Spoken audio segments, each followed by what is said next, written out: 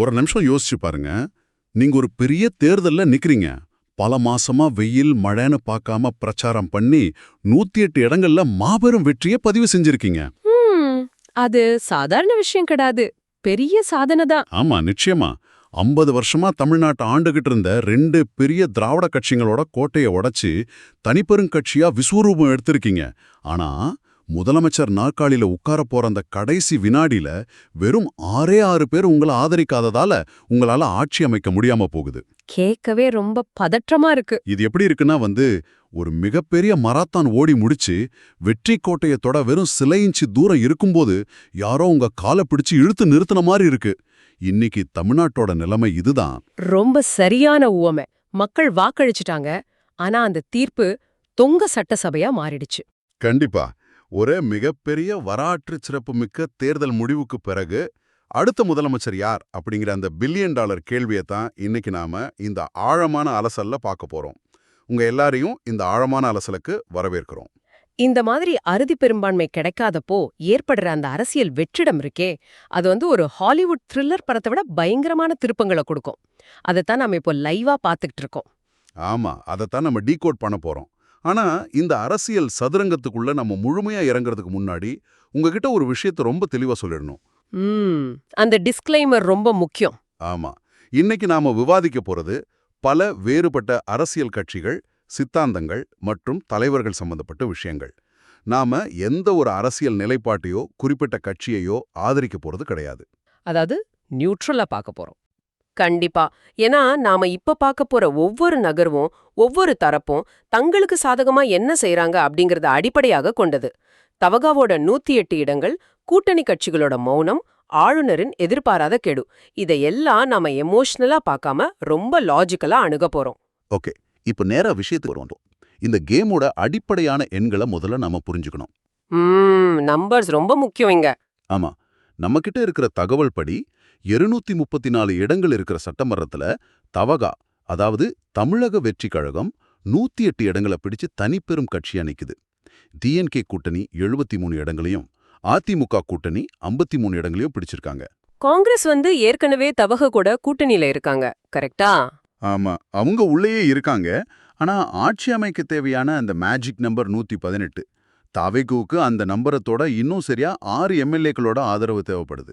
வெறும் 6 பேர் தான். ஆமாங்க, அந்த 108 இடங்கள் கொடுத்த பிரம்மாண்டமான வெற்றியே இந்த 6 இடங்கள் எப்படி முற்றிலுமா முடக்கி போடுதுன்னு பார்க்கும்போது ஆச்சரியமா இருக்கு.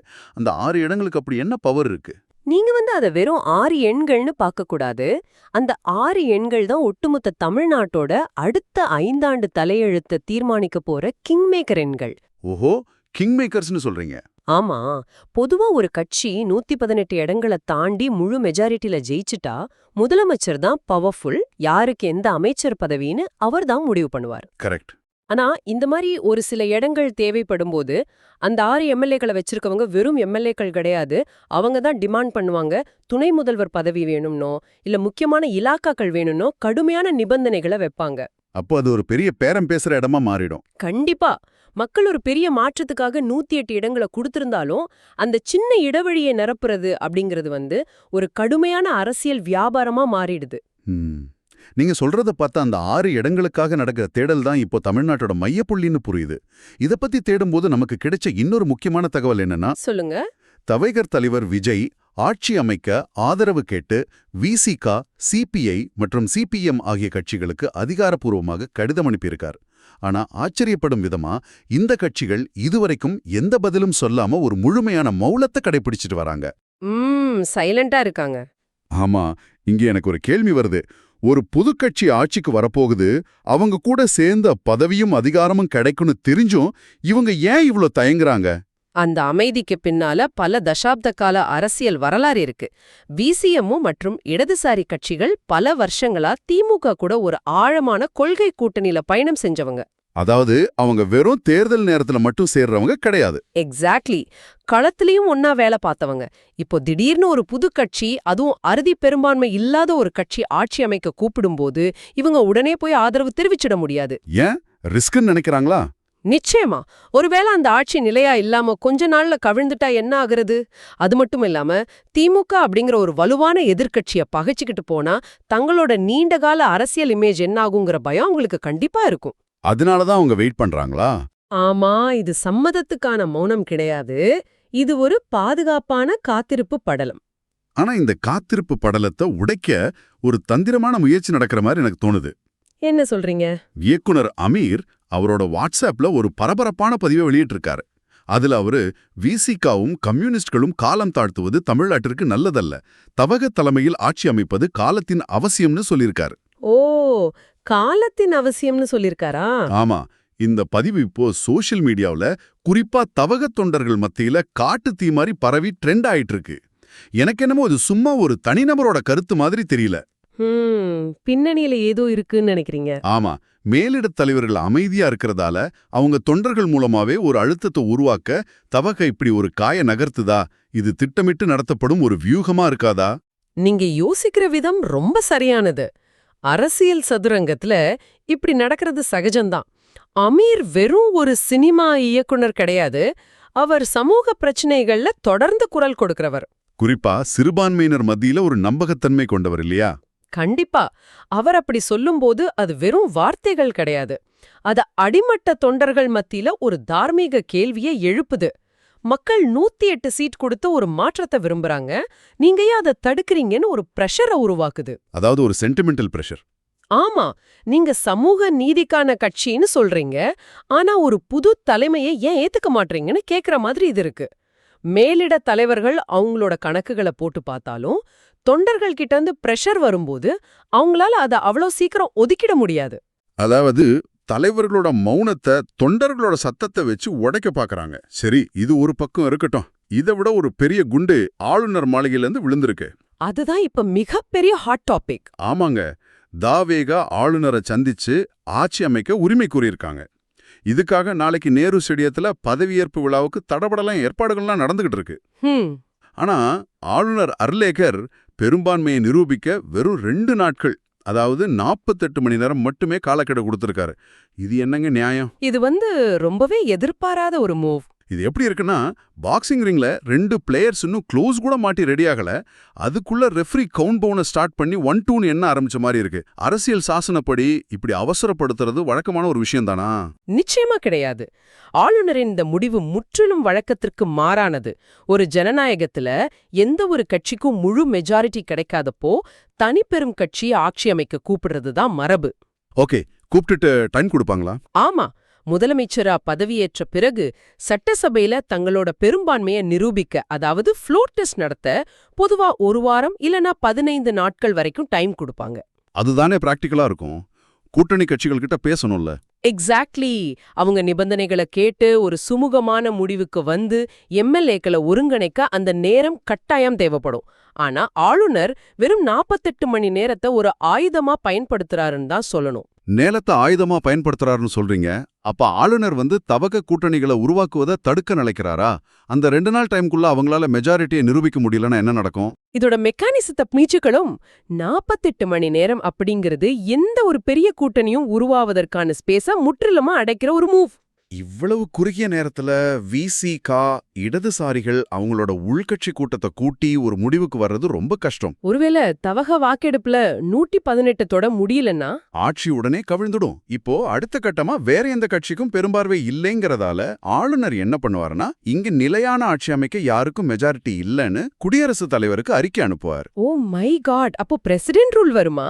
ஆமா, அரசியல் சாசன பிரிவு 356 பயன்படுத்தி ஜனாதிபதி ஆட்சி, அதாவது மத்திய அரசோட நேரடி ஆட்சி தமிழ்நாட்டுல அமைய வழிவகுக்கும். செம்ம டேஞ்சரஸான சிச்சுவேஷன் இது. ஒருவேளை ஜனாதிபதி ஆட்சி வந்துட்டா அதுக்கப்புறம் 6 மாசமோ 1 வருஷமோ கழிச்சு மறுபடியும் ஒரு எலெக்ஷன் வரும்.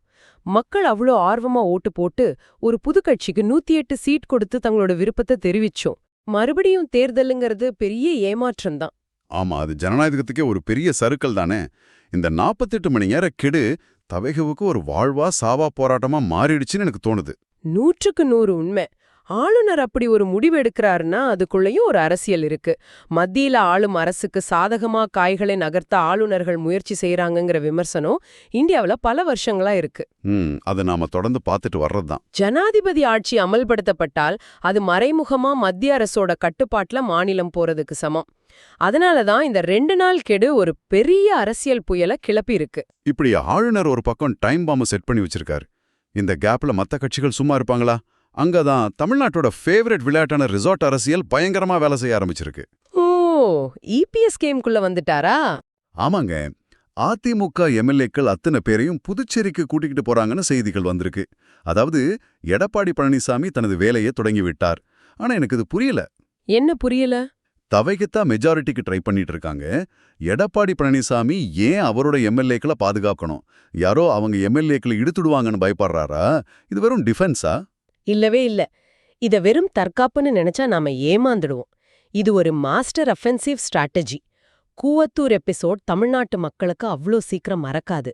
ஆமா, ரிசார்ட் பாலிடிக்ஸ்னாலே அதுதான் ஞாபகம் வரும். ரிசார்ட்ல கொண்டு போய் அடைக்கிறாங்கன்னா அங்க போன்ஸ் ஆஃப் செய்யப்படும், வெளியுலக தொடர்பு துண்டிக்கப்படும். ஆனா இங்க இபிஎஸ் பண்றது ரொம்ப நுட்பமான ஒரு விஷயம். அவரோட 53 எம்எல்ஏக்களையும் ஒரு ரிசார்ட்ல வச்சு அவங்கள ஒரு சாலிட் பிளாக்கா மாத்துறார். ஓஹோ, உடையாத ஒரு பிளாக். தவக வாக்கெடுப்புல தோத்துட்டா என்ன நடக்கும்? இபிஎஸ் நேரா ஆளுநரை போய் பார்த்து, என்கிட்ட உடையாத 53 எம்எல்ஏக்கள் இருக்காங்க, எனக்கு வெளியிலிருந்து இன்னும் சில ஆதரவுகள் கிடைக்கும், என்ன ஆட்சி அமைக்க கூப்பிடுங்கன்னு சொல்ல முடியும். வாவ், இது தவகையை உடைக்கிறத விட அடுத்த ஆப்ஷனா தன்னை முன்னிறுத்துற ஒரு மிகப்பெரிய கேம் பிளான். கண்டிப்பா. அந்த 53 பேர்ல ஒருத்தர் கூட தவக பக்கம் போய் அந்த 6 இடங்களுக்கான கேப்பை ஃபில் பண்ணிடக்கூடாதுங்கிறதுல அவர் ரொம்ப தெளிவா இருக்காரு. அதாவது நீங்க விழற வரைக்கும் வெயிட் பண்ணி உங்க சேரை இழுத்து போட்டு உட்கார அவங்க ரெடியா இருக்காங்கன்னு சொல்றீங்க. அப்போ அரசியல் சதுரங்கத்துல எடப்பாடி பழனிசாமி ஒரு பெரிய செக் வைக்க தயாரா இருக்கிறாரு. ஆமா, அவர் சைலண்டா காய்களை நகர்த்துறாரு. சரி, இன்னொரு பக்கம் ஒரு பரபரப்பான வதந்தி ஒன்னு சுத்திட்டு இருக்கு. யூடியூபர்கள், பத்திரிகையாளர்கள் எல்லாரும் ஒரு விஷயத்த பீதியா கிளப்பிட்டு இருக்காங்க. அதாவது விஜய்க்கு எதிரா பல தசாப்த கால பாரம்பரிய எதிரிகளான திமுகவும் அதிமுகவும் ஒன்னு சேர்ந்து எடப்பாடி பழனிசாமியை முதல்வராக்க போறாங்க அப்படின்னு ஒரு பேச்சு அடிப்படுது. இது ரொம்ப சுவாரஸ்யமான வதந்தி. ஆனா திமுக இதை திட்டவட்டமா மறுத்திருக்காங்க. அதிமுக கூட எங்களுக்கும் எந்த கூட்டணியும் இல்லைன்னு சொல்லிட்டாங்க. அது மட்டும் இல்லாம திமுகவோட டிகேஎஸ் இளங்கோவன் விஜய்க்கு பெரும்பான்மை இல்லாதப்போ ஆளுநர் எப்படி அவரை ஆட்சி அமைக்க கூப்பிடலான்னு ஒரு லீகல் கேள்வியை எழுப்பியிருக்கார். இந்த திமுக அதிமுக கூட்டணி சாத்தியமா? அரசியல்ல நிரந்தர நண்பனும் இல்ல, நிரந்தர எதிரியும் இல்லன்னு ஒரு பழமொழி இருக்கு. பொதுவா தங்களோட அரசியல் இருப்புக்கே ஒரு பெரிய ஆபத்து வரும்போது, அதாவது ஒரு 3வது சக்தி உள்ள வந்து 2 பேரோட வாக்கு வங்கியும் உடைக்கும் போது பரம எதிரிகள் கூட கைகோப்பாங்கன்னு ஒரு தியரி இருக்கு. அதுக்காக திமுகவும் அதிமுகவும் சேருவாங்களா? அது நடக்காதுங்கிறது தான் நிதர்சனம். ஆனா திராவிட கட்சிகள் 2ம் சேர்ந்து ஒரு புது கட்சியை முடுக்குறாங்கங்கிற வதந்தி வர்றதுக்கு காரணமும் அந்த தியரி தான். ஆனா அத திமுக ஏன் உடனே மறுக்கிறாங்கன்னு பார்க்கணும். திமுகவோட ஒட்டுமொத்த அரசியல் அடையாளமே அதிமுகவுக்கு எதிரான நிலைப்பாடுதான். ஆமா, அவங்க சேர்ந்தா அவங்க ஐடென்டிட்டியே காலியாயிடும். கரெக்ட். இப்போ அவங்க அதிமுக கூட சேர்ந்தா அது தங்களோட நீண்ட கால சித்தாந்தத்துக்கும் எதிர்கால அரசியலுக்கும் எவ்வளவு பெரிய அடின்னு அவங்களுக்கு தெரியும். அதனால தான் அவங்க ஆளுநரோட ஆக்ஷனை மட்டும் லீகலா கேள்வி கேட்கறாங்க. எங்க மேல குதிரை பேரம்ங்கிற பழி வராம இந்த விஷயத்த சட்ட ரீதியாவே ஃபேஸ் பண்ணுவோங்கிறது தான் திமுகவோட இப்போதைய ஸ்ட்ராட்டஜி. அப்போ திமுகவோட அமைதியும் சட்ட ரீதியான கேள்வியும் ஒரு விதமான சேஃப் கேம்னு சொல்லலாம். ஆனா இங்க ஒரு ட்விஸ்ட் இருக்கு. என்ன ட்விஸ்ட்? கூட்டணி கட்சிகள் எல்லாமே சைலண்டா இருக்கும்போது விசிகியோட திருமாவளவன் ஒரு ஸ்டேட்மெண்ட் கொடுத்திருக்காரு. தமிழக மக்கள் விஜய்க்கு தான் ஆட்சி அமைக்கும் வாய்ப்பை வழங்கியிருக்கிறார்கள்னு அவர் ரொம்ப சூசகமா சொல்லியிருக்காரு. இது ரொம்ப முக்கியமான பாயிண்ட். ஒரு பக்கம் ஆளுநர் கெடு, இன்னொரு பக்கம் திமுகவோட கேள்விகள், அதிமுகவோட ரிசார்ட் அரசியல்னு ஒரு கும்மிருட்டுக்குள்ள தவக முட்டி மோதி நிக்கும்போது திருமாவளவனோட இந்த பேச்சு அந்த 6 எம்எல்ஏக்கள் கிடைச்சிருவாங்கங்கிற ஒரு நம்பிக்கையை விஜய்க்கு தரலையா? இதை எப்படி புரிஞ்சுக்கலாம்? திருமாவளவன் அப்படிங்கிறவர் ரொம்ப முதிர்ச்சியான, மக்கள் நாடி துடிப்பை அறிஞ்ச ஒரு அரசியல் தலைவர். அவர் மக்கள் விஜய்க்கு வாய்ப்பு வழங்கியிருக்கிறார்கள்னு சொல்றது வெறும் ஒரு வாழ்த்தோ பாராட்டோ கிடையாது. அது ஒரு தெளிவான அரசியல் சிக்னல். அதாவது வெளியில இருந்து ஆதரவு தர்றதா? மேபி விசிக தவைகவுக்கு வெளியில இருந்து ஆதரவு கொடுக்க முன்வரலாம். அதாவது நாங்க உங்க அமைச்சரவையில சேர்ந்து பதவிகளை வாங்கிக்கல, ஆனா நீங்க பெரும்பான்மையை நிரூபிக்க நாங்க வாக்கெடுப்புல உங்களுக்கு ஆதரவு தரோம்னு சொல்லலாம். ஓ, அப்படி செஞ்சா அவங்க திமுகவே முழுசா பகைச்சிக்க மாட்டாங்க. எக்ஸாக்ட்லி. அதே சமயம் மக்கள் தீர்ப்பை மதிச்ச மாதிரியும் இருக்கும். தவிகவுக்கு இப்போ உடனடியா தேவைப்படுற அந்த 6 எம்எல்ஏக்களை அவங்க தரலாம். அந்த ஒரு வார்த்தை தான் இப்போ ஒட்டுமொத்த தவிக முகாமிலையும் ஒரு சின்ன வெளிச்சத்தை கொடுத்திருக்கு. அப்பா, இந்த ஒட்டுமொத்த அரசியல் சூழலையும் பார்த்தா நிஜமாவே ஊழ சூடாகுது. ஆனா அதே சமயம் ரொம்ப சுவாரஸ்யமா இருக்கு. நாளைக்கு நேரு ஸ்டேடியத்துல அந்த பிரம்மாண்டமான பதவியேற்பு விழா நடக்குமா? விஜய்க்கு அந்த 6 எம்எல்ஏ சப்போர்ட் கிடைச்சு அவர் முதலமைச்சரா அந்த நாற்காலியில உட்காருவாரா? நிறைய கேள்விகள் இருக்கு. ஆமா இல்ல, இந்த 48 மணி நேரத்துக்குள்ள வாக்கெடுப்பு நடந்து முடியாம போகுமா? புதுச்சேரியிலிருந்து எடப்பாடி பழனிசாமி ஒரு செக்மேட் வைப்பாரா?